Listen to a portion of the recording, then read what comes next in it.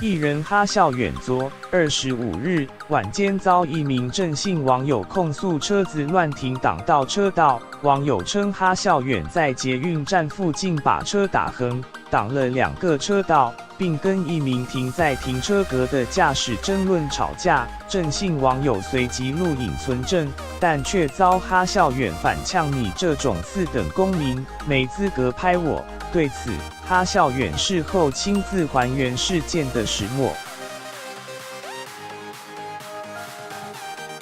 郑姓网友表示，昨25日晚间8点30分，开着游览车经过台北剑潭站时，听见后方有人一直按喇叭，原以为是自己挡到别人，没想到后方竟是哈孝远与他的老婆。哈孝远的车打横挡到2个车道，并跟后方一名停在停车格的人争论吵架。郑姓网友提到，当时好意提醒对方车子挡到别人了，没想到却被无视。当郑姓网友开始录影存证时，却被对方呛4等公民，让郑姓网友相当气愤，并将事件 PO 在网络上，怒批：“请问一下，艺人可以随便这样侮辱人吗？”哈孝远事后对此做出回应。据联合报报道，他表示当时正在找车位，发现对向车道的停车格有位子，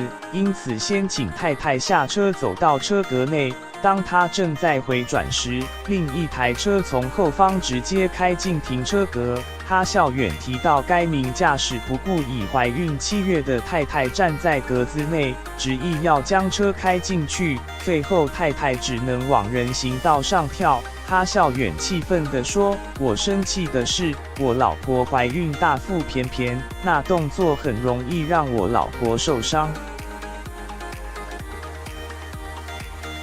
双方争执一阵子后，哈孝远发现一名游览车司机在录影，该名司机指控哈孝远影响交通，哈孝远则是回复对方：“你自己的车也停在黄线上，凭什么拍我？”他强调自己当时绝对没有说出次等公民这4字，并还原当时是说：“像你这种人这样凭什么拍我？”意思对方也违规。